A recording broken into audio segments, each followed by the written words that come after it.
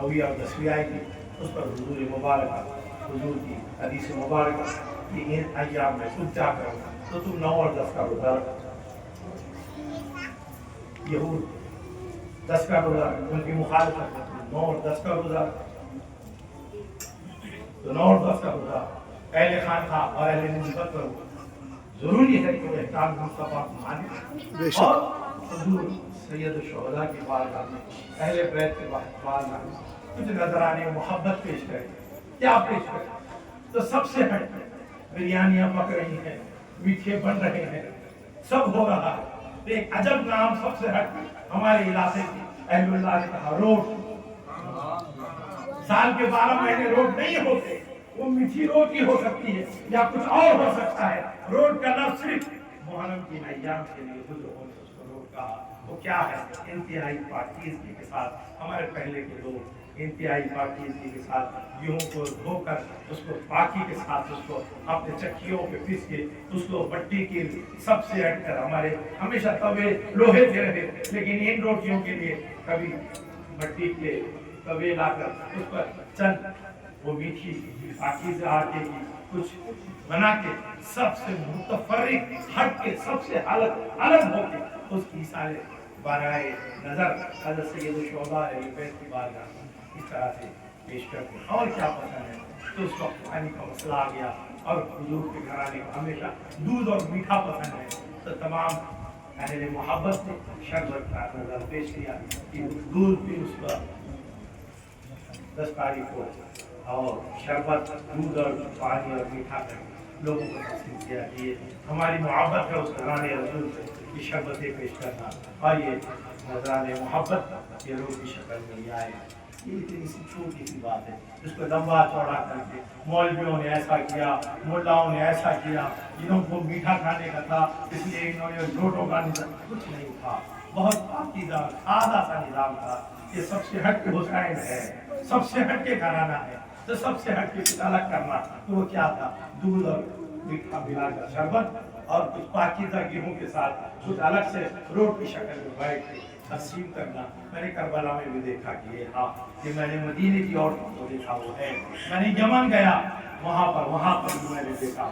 میں مصر گیا ابو الحسن شاذلی رحمۃ اللہ علیہ کی بارگاہ میں، جہاں سے مجھے حزب البحر کی تعلیمات میرے پیر مرشد نے مجھے حزب البحر سے آراستہ کیا۔ میں جب مصر میں جا کر ان کی بارگاہ میں وہاں پر بھی دیکھ کہ روٹ کی شکل میں ہوتا، میں نے کہا یہاں کہاں اعلیٰ حضرت آ گئے تھے جن کے نام سے اتنی بوما بوم وہاں ہوتی ہے۔ یہاں تک پتا چلا اعلیٰ حضرت نے تمام محبت کو جمع کر کے ہمارے حوالے کیا۔ اس ذات کا نام ہے اعلیٰ حضرت۔ ان کو کیا سمجھتا ہے؟ کچھ چندے کھا گئے اس میں اعلیٰ حضرت، کوئی مخالفت میں آئے انہوں نے اعلیٰ حضرت، محبت کا پیکر اعلیٰ حضرت، سیدوں کی شان اعلیٰ حضرت۔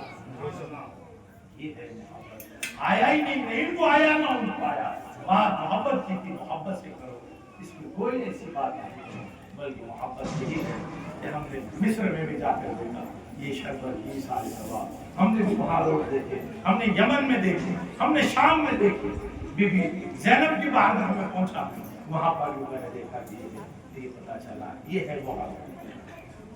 ہم اللہ والے اسی طرح محبت، یہی طریقہ ہے محبت کو، اس کو آپ لے کے چلے۔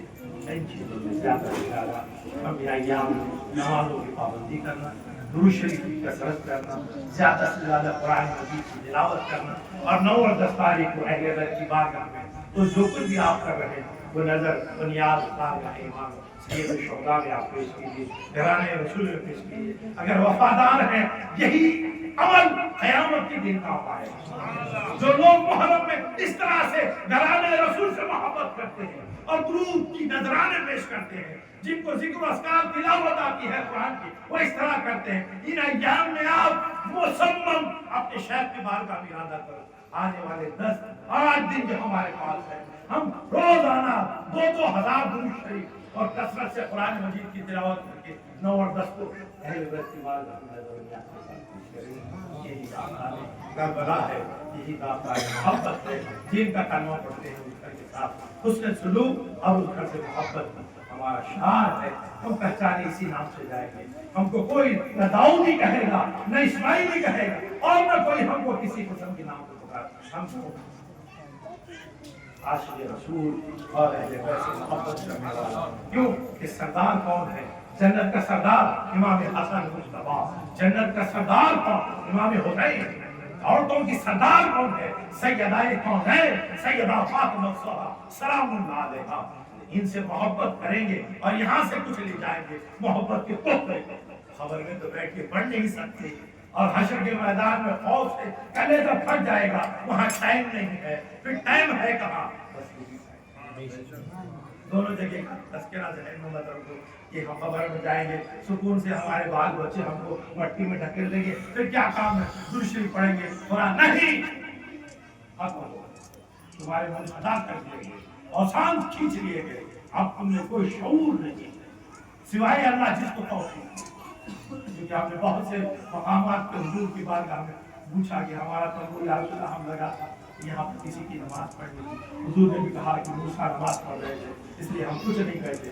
جس کو اللہ توفیق وہ اور بات ہے لیکن ہمارے لیے یہی جگہ ہے کہ جہاں پر ہم اللہ کی عبادت اور حضور کی ذات سے محبت کا خلاصہ کر سکتے ہیں. بس یہی ہمارا آخرت کا توشہ کیا ہے کہ یہی محبت ہے. کہ محبت کو آپ دیکھیے ہم کسی ذات کی طرف نہیں جا رہے. میں نے بڑے خلوص کے ساتھ محبت کے ساتھ تمام کو ہٹا کر کے صرف حضور کی جو تربیت تھی اس کو آپ کے سامنے رکھا. اللہ تبارک و تعالیٰ ہم کو میرے بیت سے محبت اور حقیقت کے ساتھ زندگی. اب رہی بات